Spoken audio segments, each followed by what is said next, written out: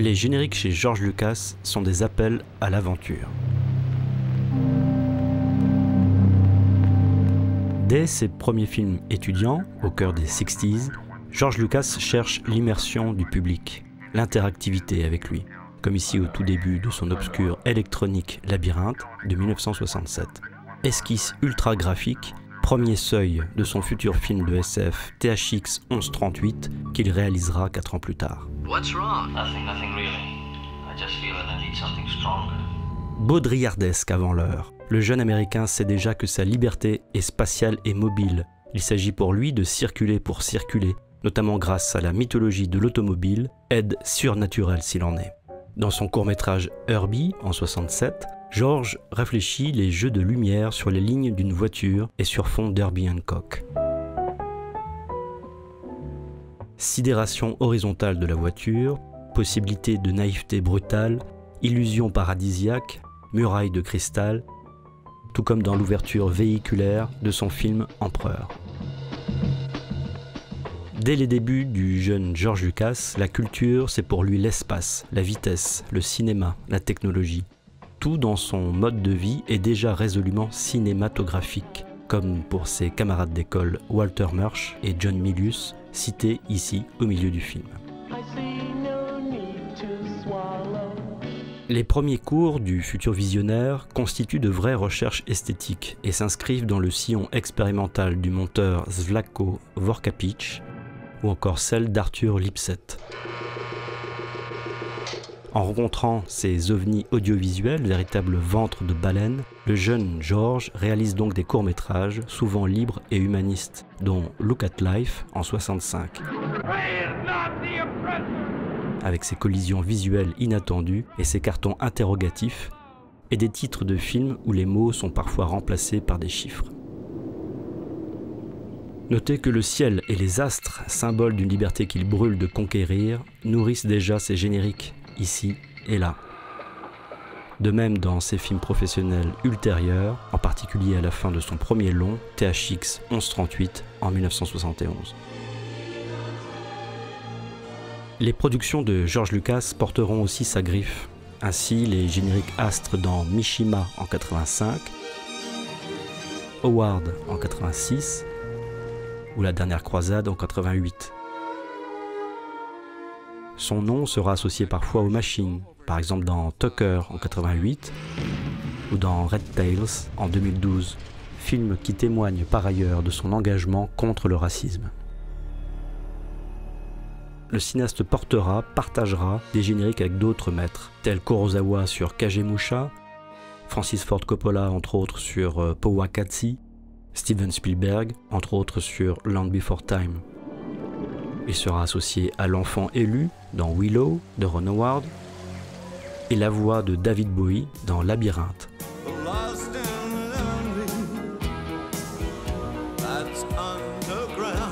Ces séries télévisées participeront elles aussi à façonner son image de conteur, que ce soit via les aventures du jeune Indiana Jones dans les années 90 ou plus tard dans Clone Wars à travers des proverbes d'ouverture. Quête d'universalité chère à George Lucas, marquée et formée par les textes du psychologue Carl Jung et du mythologue Joseph Campbell. Les jeux de logo du studio Paramount en amorce de chaque Indiana Jones seront enfin des petits affronts aux règles du système hollywoodien que George Lucas aura autant détourné que façonné au fil des décennies.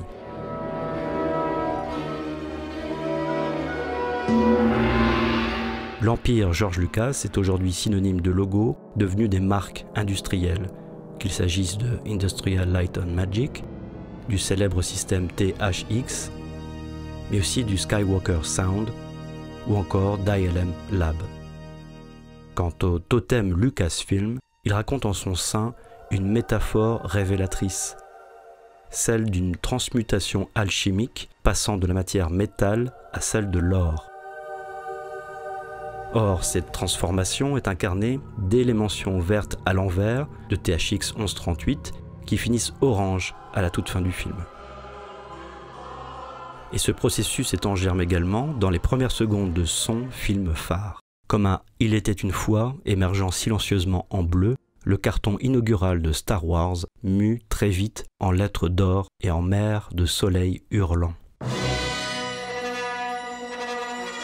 Avec ce titre Logos, dessiné par Susie Rice, le cinégraphiste Dan Perry, auteur de nombreux génériques de Martin Scorsese, fabrique cet escalier céleste comme une fable biblique, voire une grande cathédrale gothique, transcendée par la musique d'alerte, d'alarme, d'appel, à la fois korngoldienne et wagnérienne, composée par un jeune veuf timide, le pianiste de jazz John Williams.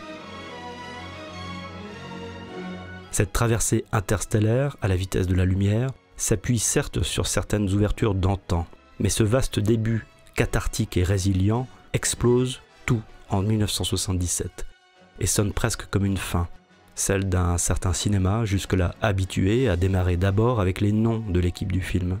Absence nominative, alors illégale, et qui mènera à un conflit syndical avec le cinéaste.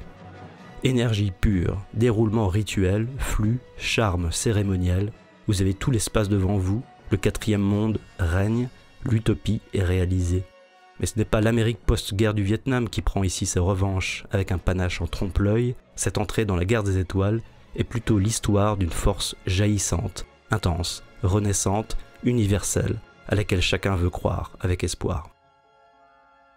Mais s'il ne fallait garder qu'un générique de George Lucas. 1, 2, 3 o'clock, 4 o'clock, rock. 5, 6, 7 o'clock, 8 o'clock, rock. 9, 10, 11 o'clock, 12 o'clock, rock. We're gonna rock around the clock tonight. Portrait de l'Amérique jukebox et sidéral, American Graffiti est projeté sur les chapeaux de roue en 73 et fait mouche, là aussi, d'emblée. Lucas impose le titre du film contre la vie du studio et nous entraîne dans la danse rock d'une époque éclatante, insouciante, auréolée de signaux, dans un univers fondamentalement lié aux arts narratifs auxquels le cinéaste consacre désormais un grand projet de musée en Californie. Car dans le goût délicieusement vintage des génériques de George Lucas se meut clairement l'amoureux d'œuvres rétro et éclectiques, signés Norman Rockwell, Hal Feldstein, Berenice Abbott, William Dodge, Dorothée Lange, René Bourri, Robert Capa. Le générique d'American Graffiti annonce des couleurs, s'écarte a priori de l'actualité brûlante, revendique un voyage dans le temps pour mieux penser les aléas et accidents de nos vies passées ou antérieures. Bref, l'art des génériques chez George Lucas, comme autant de souffles spatio-temporels, force et volonté d'indépendance, gardien farouche des seuils lumineux et libérateurs.